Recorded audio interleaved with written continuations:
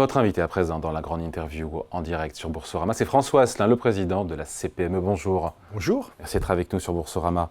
Bon, depuis quelques jours, dans les milieux patronaux, la rumeur d'une hausse de la fiscalité circule assez fort. J'imagine qu'elle est venue jusqu'à vous. Oui, on aimerait entendre parler des baisses de dépenses, Ouais. pas n'importe lesquelles. Oui, il ne faut pas se tromper de cible. Une chose est sûre, alors Thierry Fabre était juste avant moi, et vous avez beaucoup parlé de fiscalité.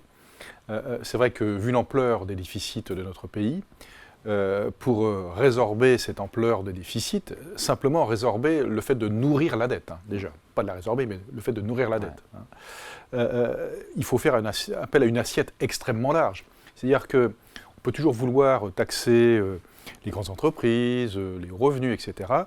C'est de la bricole par rapport à ce qu'il faudrait faire pour résorber, entre guillemets, le fait d'une dette qui continue comme la boule de Mais neige. tout le monde doit participer Voilà. quelque part aussi à l'effort. Oui, mais c'est plutôt dans le camp des économies qu'il faudrait vraiment regarder. Et là, il n'y a pas beaucoup de créativité, il faut bien le reconnaître. Ouais. Voilà. Quand vous regardez que plus de la moitié de nos déficits sont liés à une action publique qui est perfectible. Et dans cette action publique, vous avez bien évidemment tous nos comptes sociaux, les retraites, pour une grande partie. Et d'ailleurs, Vous êtes favorable au gel des pensions de retraite, notamment sur les retraités qui ont des grosses pensions? Oui, c'est peut-être une solution, tout à fait. Vous savez, les retraites ont été revalorisées de base de 5,6% quand même, pour le gouvernement. Ça coûte des milliards. Et si on fait peser le poids sur les actifs de tout ce qui touche à la sécurité sociale, au bout d'un moment, les actifs sont asphyxiés. Voilà. Et dans les actifs, vous avez les salariés, vous avez aussi les entreprises. Par les charges C'est quoi patronales. une bonne pension? C'est au-delà de quel niveau de pension de retraite? Il n'y a pas de bonne ou de mauvaise pension, vous le savez bien.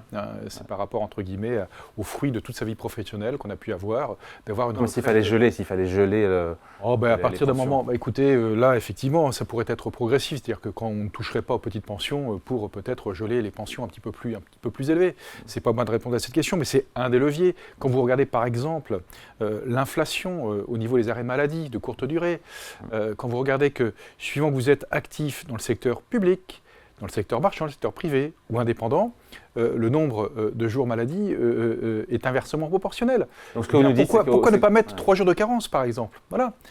Quel que soit avant de venir faire les statut poches d'actif. des entreprises, vous dites c'est-à-dire que déjà, faites le ménage dans les... On ne partirait pas de la situation fiscale que nous connaissons. Nous sommes les plus ponctionnés au monde. Les plus ponctionnés au monde. Nous, c'est les entreprises? Oui, les entreprises, et même les Français, et certaines catégories de Français, voilà, et la classe moyenne entre autres. Et donc, vouloir tout de suite flécher sur de la taxation, sur des impôts supplémentaires, là encore, c'est faire fi d'une créativité qu'on aimerait entendre sur la nature des dépenses. Et c'est vrai que autant on ne peut pas reprocher Emmanuel Macron, depuis 7 ans, de ne pas avoir eu de stabilité sur la matière fiscale. Là-dessus, il a été extrêmement cohérent.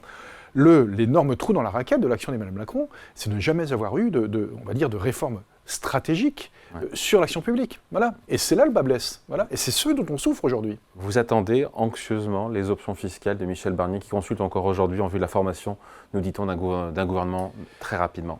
Nous, ce que nous disons, c'est qu'il ne faut pas se tromper de cible. Aujourd'hui, nous avons une rentrée pour les entreprises qui est quand même fragile.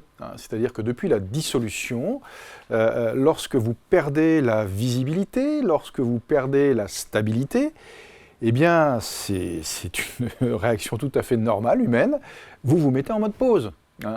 Et on le sait très bien qu'en matière économie, la main invisible qui est extrêmement importante, c'est la confiance. D'ailleurs, BPI France a fait une enquête qui vient de sortir, qui montre que 36% des dirigeants de PME, de TPE, avec un projet d'investissement, l'ont reporté, 20% l'ont carrément annulé. Exactement. Les conséquences concrètes, on les voit. On les voit, exactement. Et nous, ce qui nous remonte... je confirme, parce que ce qui nous remonte de nos adhérents, c'est effectivement, depuis le mois de juillet, avant d'investir, avant de recruter, sauf si on a des besoins immédiats, on réfléchit plutôt 3 fois qu'une. Et en matière économique, c'est comme quand on fait du vélo, quand on arrête de pédaler, qu'on est en côte, on tombe. Donc, le tissu des entreprises se fragilise, on a besoin de stabilité, on a besoin de visibilité. Les carnets de commandes, ils sont comment? La demande, elle est comment pour les PME? Vous avez des secteurs qui sont catastrophiques. Tout ce qui touche à la construction, c'est catastrophique. Et c'est un poids lourd de l'économie, la construction. C'est 11%, en part du PIB. Donc c'est très très important. Ça entraîne plein d'autres secteurs. Donc là, c'est un vrai problème. Et d'ailleurs, on le voit bien que c'est un problème, pas seulement pour les entreprises, mais aussi pour les collectivités. Parce que les taxes de mutation, les frais de mutation, que percevaient les départements, ne les perçoivent plus. Donc dans certaines régions, les départements se retrouvent en difficulté financière. Donc vous avez bien sûr le secteur de la construction, vous avez les transports qui sont pas mal secoués, et puis tout ce qui est secteur avec un très haut taux de main-d'œuvre, eh bien, elles sont extrêmement fragilisées. Pourquoi? Parce que, paradoxalement, par rapport aux besoins de pouvoir d'achat qu'on entend, les salaires, globalement, ont augmenté. Et le SMIC a tout le temps suivi l'inflation. Le problème, ce n'est pas tellement le SMIC, c'est juste les salaires au-dessus du SMIC qui se font rattraper par le SMIC. Et donc, quand vous avez des secteurs d'activité où les salaires ne sont pas très élevés et où la concurrence est farouche et vous n'avez pas la possibilité de répercuter le montant des salaires sur votre prix de vente, eh bien là, l'entreprise ne fait plus de marge et c'est dangereux. Bon, et donc l'état d'esprit des chefs d'entreprise? L'état d'esprit, oui, il y a de l'anxiété, et en même temps, nous, on est crantés, ancrés dans la réalité. Donc nous, ce qu'on attend de Michel Barnier, ce qu'on attend d'un gouvernement, eh bien, c'est de dire aux Français ce qu'est la réalité. Et est-ce grave, docteur? Non. À partir du moment où on sait quelle est la difficulté, eh bien, on se remonte les manches, on essaie de faire comprendre au plus grand nombre quelles sont nos difficultés, et puis on résout le problème. Après, il faut trouver 20 milliards d'euros d'économies chaque année pendant 5 ans. Ouais, c'est considérable. C'est beaucoup, ça n'a jamais été fait. Et dès l'année prochaine, c'est même 30 milliards. Ouais, et vous dites pas touche aux entreprises? Écoutez, à partir du moment où la fiscalité est la plus élevée du monde, non, faisons très attention, ne commençons pas par cela. Et des surtaxes d'impôts sur les sociétés, mais pour les grands groupes, pas pour les PME. Vous dites pourquoi pas? Mais écoutez, d'abord, il faut préserver les PME, ça c'est sûr, ce sont les plus fragiles. Ensuite, il faut être cohérent, c'est-à-dire que ça serait acceptable et accepté si en face, on voit une stratégie par rapport à l'économie. Et ce que vous voyez aux économies, ce qu'on ne voit pas pour l'instant. Mais c'est très compliqué, il faut bien l'admettre. Pourquoi? Parce que pour faire passer des mesures d'économie, il faut avoir une assise politique extrêmement solide, en clair, une majorité. Voilà. Donc, effectivement, l'avenir est un petit peu flou. Bon, et quand le gouverneur de la Banque de France dit, on l'a commenté tout à l'heure, qu'il faut lever le tabou sur les hausses d'impôts et qu'il devrait y avoir des économies, mais aussi des hausses d'impôts, notamment sur les gros contribuables, sur les grandes entreprises. Vous pouvez l'entendre. Alors, donc vous n'êtes pas touché. François Villeroy-de-Galhau, que je connais bien et que j'apprécie beaucoup, d'abord, il a toujours eu un discours tout le temps posé et très intéressant. Mais là encore, ce que j'attends de François Villeroy-de-Galhau, c'est de dire... Et du côté dépenses, qu'est-ce qu'on pourrait faire avant de parler du côté impôt? Voilà, comme je vous dis, il faut les deux côtés. Voilà, dépenses et impôts, bien évidemment. Et sur les économies, ce n'est pas le rôle de la CPME, mais vous attendez quoi? Vous attendez des annonces particulières C'est-à-dire que là, on est sur des choix éminemment politiques. Clairement. C'est-à-dire que là, on s'adresse à tous les Français. Si je commence à vous dire qu'il faudrait mettre 3 jours de carence pour les arrêts de travail... qui coûte 17 milliards d'euros, je crois, à l'État. C'est très important. Ça va surtout cibler les fonctionnaires. Le coût a quasiment pris 50% en 8 ans. Ça va cibler les fonctionnaires. Donc là, vous allez avoir 5 millions d'actifs, 5 millions et demi d'actifs qui vont hurler parce qu'on passe d'un jour de carence à 3 jours de carence. Et pourtant, à l'échelle de notre histoire sociale, c'est quoi? Franchement, c'est pas grand-chose. Aujourd'hui, on a complètement perdu la notion du bien commun. On considère souvent l'assurance maladie comme un droit de tirage. Non, c'est pas fait pour ça. Voilà. Comment peut-on expliquer l'inflation des arrêts de courte durée? Travail de courte durée, on n'arrive pas à l'expliquer. Alors, on peut toujours dire, oui, il y a un problème de conditions de travail. Écoutez, moi, j'ai envie de dire, parfois, j'en ai marre de recevoir des leçons. Moi, mon plus beau diplôme, c'est PME plus 31. En 31 ans, quand je vois l'évolution des conditions de travail de ma propre entreprise, et je ne suis pas un cas isolé, je dis, on a fait des progrès fantastiques, et tant mieux. Et quand je regarde sur cette même période le temps de travail qui a diminué, je dis, franchement, on n'a pas à se plaindre. Voilà. Donc, il y a un moment, effectivement, il faut se réveiller et se dire, si on veut conserver cette qualité de vie, ce qu'on a autour de nous, la sécurité sociale, etc., eh bien, il faut éviter, entre guillemets, de considérer que tout cela, c'est un dû, c'est un droit de tirage. Non, c'est fragile. C'est comme la réforme des retraites. Regardez ce que vient de sortir le Conseil d'orientation des retraites, récemment, dernière publication de cette semaine. Il dit, écoutez, on est déjà dans le rouge dès l'année prochaine. Alors que... Plus tôt que prévu. plutôt que prévu. Alors qu'il y en a qui veulent abroger la réforme actuelle des retraites, qui est déjà perfectible. D'ailleurs, on l'a vu, proposition de loi du RN visant justement à abroger cette réforme des retraites, a été jugée recevable par le bureau de l'Assemblée, c'était hier. Le texte ira en commission, arrivera devant l'hémicycle pour étude le 31 octobre. Ça vous inquiète qu'on puisse revenir en arrière? Bien sûr, ça m'inquiète. Pourquoi? Parce que, pour moi, si vous voulez, d'abord, se pose une vraie question de vérité. C'est-à-dire qu'abroger l'actuelle réforme, c'est 20 milliards d'euros supplémentaires. Pof, voilà. Il faut déjà en trouver 30 à côté. Bon, donc déjà, ça va poser un plus gros 30, problème. 50. Voilà, 50. Voilà. Ensuite, faut dire la vérité aux Français. C'est pas 20 milliards en année une, pardon. Non. Pas ça, mais il faut dire la vérité aux Français. C'est-à-dire que, mais quelle retraite? Quelle retraite? On a un système par répartition. Et on sait déjà qu'avec l'évolution démographique, ça va être compliqué dans les années qui viennent, parce que c'est les actifs d'aujourd'hui qui payent les retraites des retraités d'aujourd'hui. Et quand on voit l'évolution démographique, il y aura plus de retraités que d'actifs demain. Enfin, la proportion va pas dans le bon sens. Écoutez, c'est là où il ne faut pas s'affranchir du principe de réalité, si on emmène tout le monde dans le mur. Et si on pose une telle décision d'abroger la réforme des retraites, quand il s'agira de placer de la dette de la France, là, 53% de nos créanciers sont étrangers. France Trésor va s'arracher les cheveux, s'il lui en reste d'ailleurs.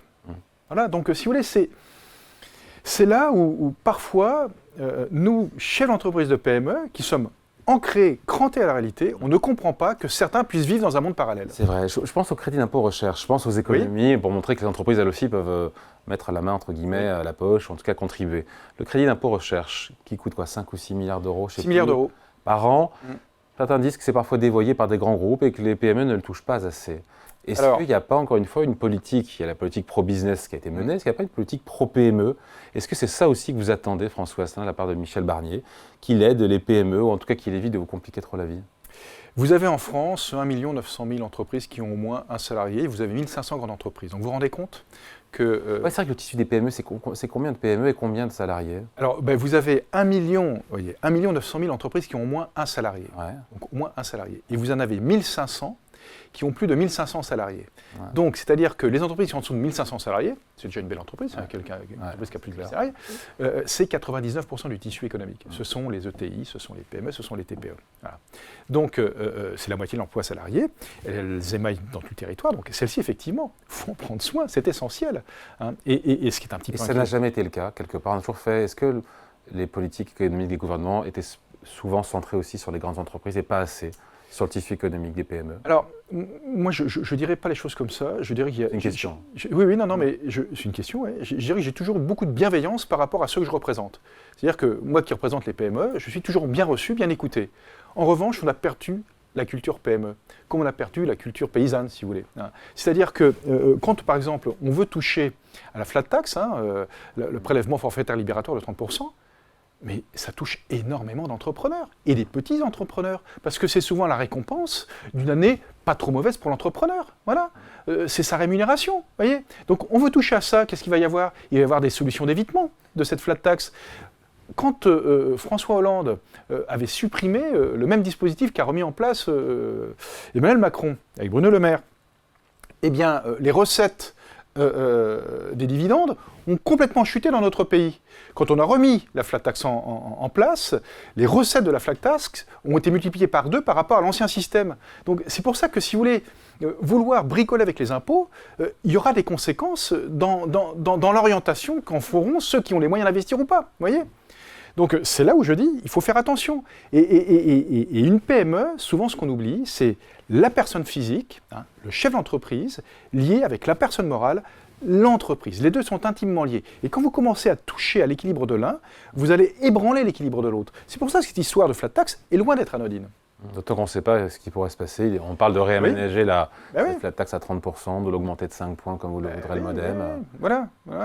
Quelle est la mesure attendue, on finit là-dessus, François Asselin? Qu'est-ce qu'attendent aujourd'hui les patrons de PME? Ce qu'ils attendent, si vous voulez, c'est vraiment une projection, de la visibilité, de la stabilité. C'est-à-dire qu'on arrive en fin d'année, on ne sait toujours pas quelle sera, entre guillemets, la projet de loi de finances, c'est normal, mais en tout cas l'orientation fiscale de tout cela. C'est primordial. Quand vous avez des choix importants, où vous engagez vos propres actifs, c'est vous-même, parfois qui a même caution de votre boîte, il faut savoir quel sera votre environnement fiscal. Après, ce qui est important, c'est la demande, les carnets de commandes, c'est ça qui est important. La fiscalité, et c'est important aussi. Alors là, vous avez tout à fait raison de le souligner, parce que dans les arbitrages d'économie, vous avez de la bonne et de la mauvaise dépense. C'est-à-dire que si vous commencez à toucher aux investissements d'infrastructures, alors là, vous allez arrêter l'économie. Ça va être une catastrophe. Voyez. En revanche, se poser la question sur l'organisation de notre système social, où là, effectivement, c'est plus de la moitié de l'endettement de la France, oui, c'est essentiel. En revanche, politiquement, c'est casse-gueule. Bon, merci en tout cas, merci de passer nous voir. François Asselin, donc, Merci. invité de la grande interview en direct sur Boursorama, président de la CPME. Merci à vous. Merci.